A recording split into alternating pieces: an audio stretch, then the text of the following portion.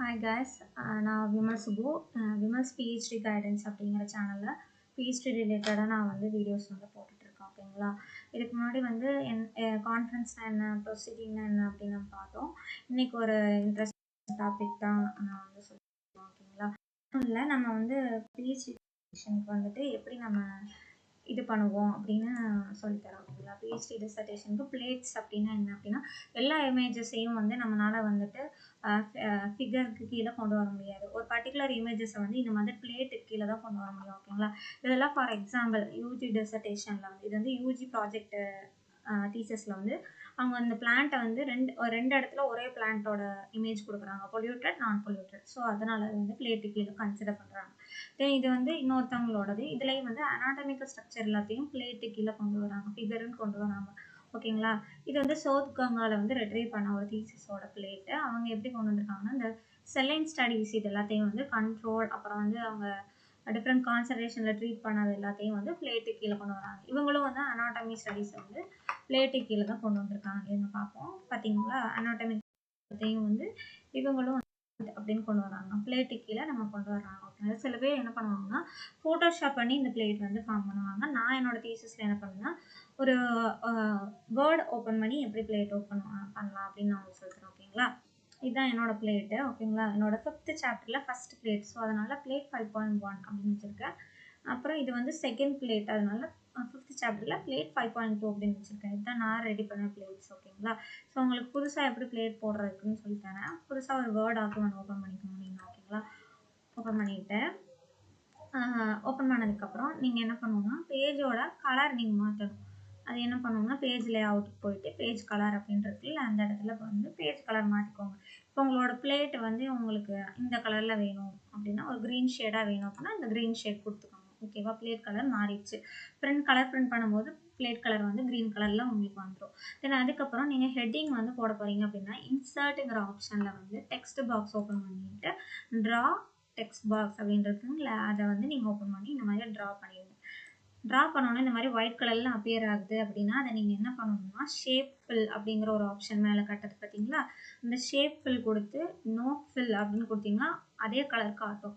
தென் அதுக்கப்புறம் இந்த மார்ஜின் வந்து டிஸப்பியர் ஆகுறது வந்து நீங்கள் ஃபஸ்ட்டு உங்களோட டைட்டிலை டைப் பண்ணிவிட்டு அதுக்கப்புறம் டிஸப்பியர் பண்ணிக்கோங்க. Plate 1.1 morphology.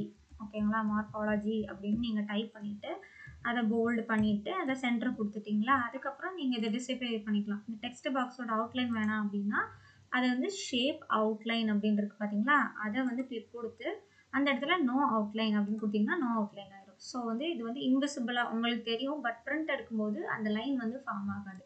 ஓகே, நம்ம பிளேட்டோட கலர் வந்து ஃபிக்ஸ் பண்ணியாச்சு, ஹெட்டிங் கொடுத்தாச்சு. தென் இந்த இடத்துல இமேஜ் எப்படி நீங்கள் பிளேட்டுக்கு வந்து இமேஜை கொண்டு வரலாம் அப்படின்னு நான் வந்து சொல்லித்தரேன். ஓகேங்களா? இன்சர்ட் கொடுத்துக்கோங்க. இன்சர்ட் கொடுத்து டேபிளுங்கிற ஆப்ஷன் கொடுத்துக்கோங்க. இப்போ டேபிளில் வந்து நான் வெறும் ரோ மட்டும்தான் செலக்ட் பண்ண போகிறேன். ஓகேங்களா?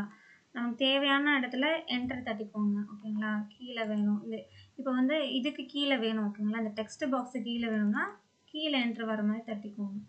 உங்களுக்கு இந்த இன்விசிபிள் லைன்ஸ் தெரியும் நினைக்கிறேன். இதுக்கு கீழே டெக்ஸ்ட் பாக்ஸுக்கு கீழே என்ட்ரு வரணும். அப்போ தான் பிளேட்டு வந்து கரெக்டாக இருக்கும்.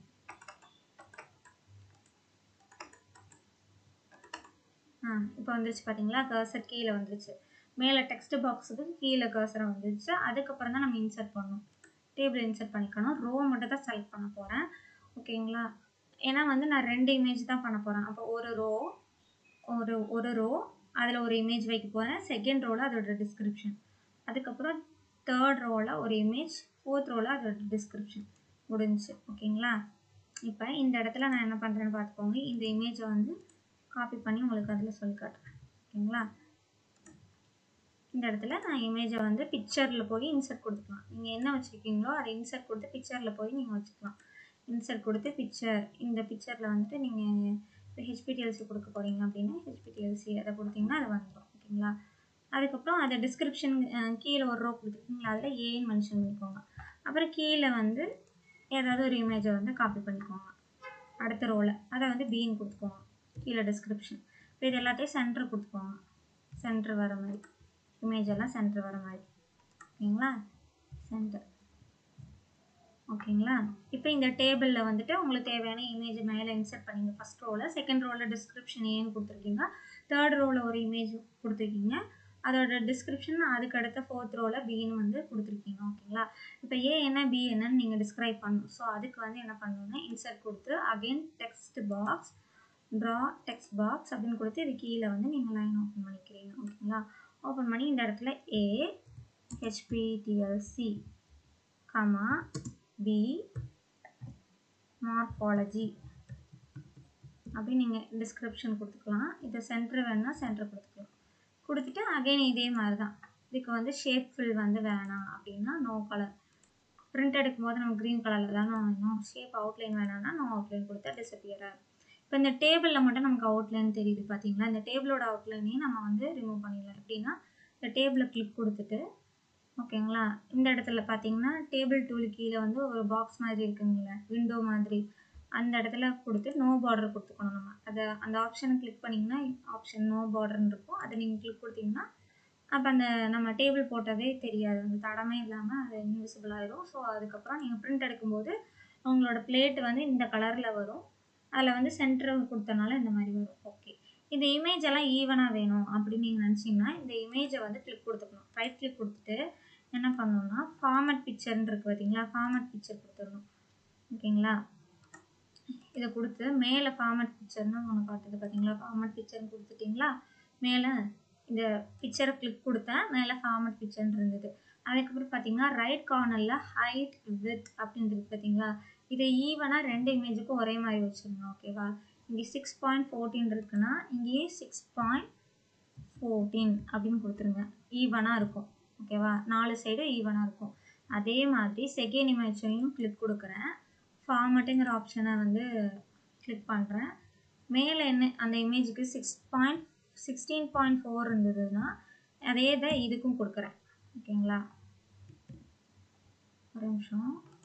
இது வந்து 7.6, இது எவ்வளோ இருக்குது 6.14. அப்போ இந்த இமேஜையும் 6.14 கொடுக்கணும். 6.14 அதோட வித்தையும் 6.14 கொடுக்குறேன். 6.14 அது அட்ஜஸ்ட் ஆகிக்கும். அதுக்கப்புறம் சென்டர் கொடுத்துடணும். சென்டர் கொடுத்தா இது ரெண்டு ஈவனாக இருக்கும். ஓகேங்களா? ஃபஸ்ட் அதாவது இமேஜ் மேலே உள்ளதும் கீழே உள்ளதும் ஈவனாக இருக்கும், ஒரே ஈவனாக இருக்கும்.